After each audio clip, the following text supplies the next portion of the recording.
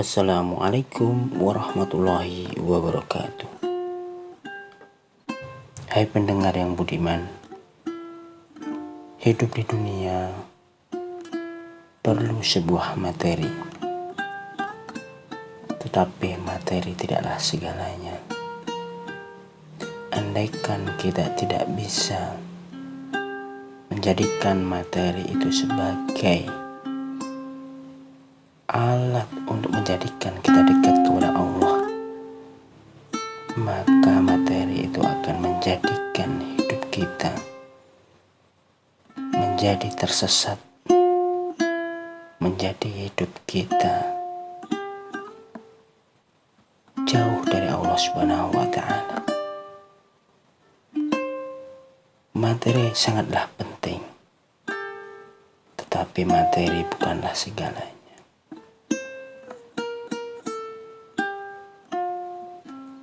Ada seorang ulama yang bernama Yahya bin Mu'adz Ar-Razi pernah melihat seorang ulama ahli fikih yang cinta dunia.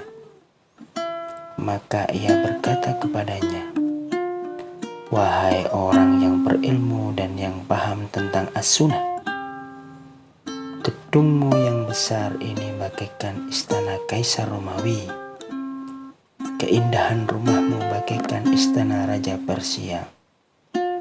Tempat tinggalmu bagaikan tempat tinggal Korun. Pintu rumahmu tinggi bagaikan pintu rumah kaum Raja Tolut. Pakaianmu bagaikan pakaian Raja Jalut. Jalan pikiranmu bagaikan jalan para setan.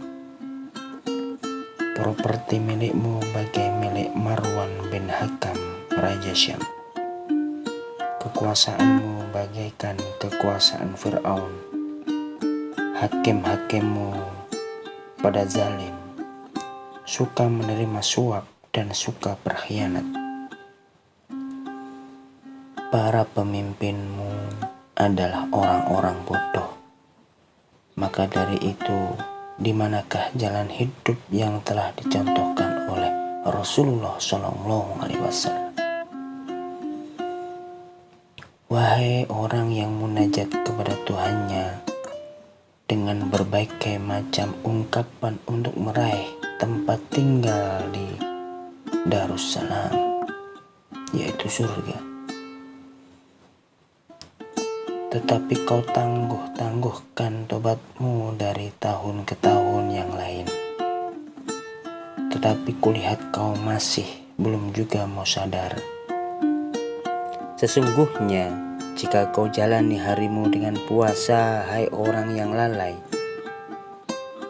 dan kau hidupkan malam harimu dengan qiyam, dan kau cukup puas dengan makan dan minum yang sederhana, tentulah kau berhak mendapatkan kedudukan yang mulia, kehormatan yang besar dari Tuhan yang menguasai manusia, serta ridho yang besar dari Tuhan yang mempunyai keagungan dan kemuliaan.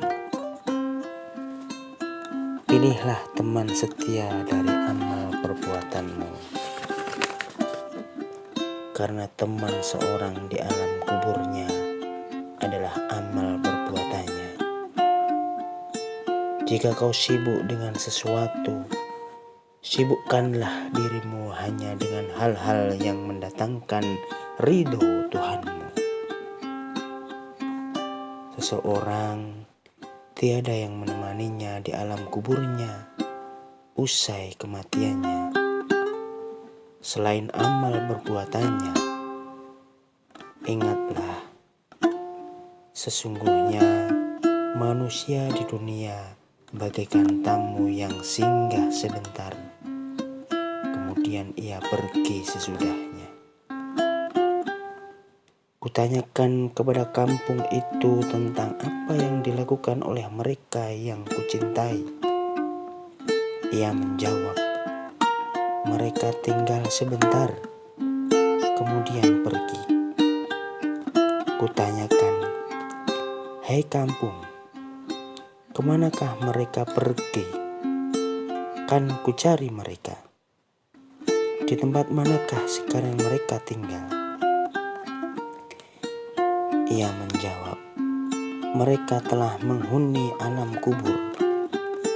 Demi Allah, mereka telah menjumpai balasan amal perbuatannya. Alangkah buruknya mereka yang terperdaya dan tertipu oleh angan-angannya, wahai orang-orang yang bertanya kepadaku tentang mereka yang telah dituai oleh ajalnya. Dalam lembaran amal perbuatan telah tercatat semua keburukan dan kesalahan yang telah dilakukan oleh kaum itu. Jika mereka minta tolong, tiada seorang pun yang dapat menolong mereka. Tiada tempat berlindung dan tiada pula mereka daya. Melainkan mereka bersedih, menyesali perbuatannya di alam kubur saat penyesalan kaum terhadap apa yang telah mereka lakukan tiada gunanya lagi.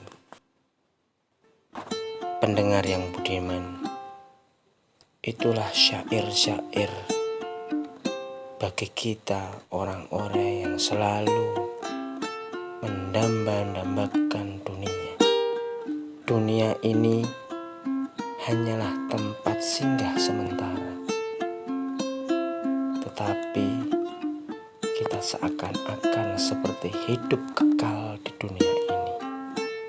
Kita lupa bahwa kita adalah keturunan Nabi Adam yang dulu adalah dilahirkan di surga. Dan tentu saja kita adalah termasuk dari keturunan Nabi Adam yang akan kembali dan mendambakan surga. Maka dari itu,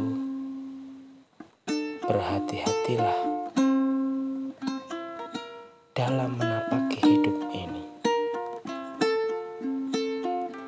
Dunia sangatlah penting, tetapi materi bukanlah segala.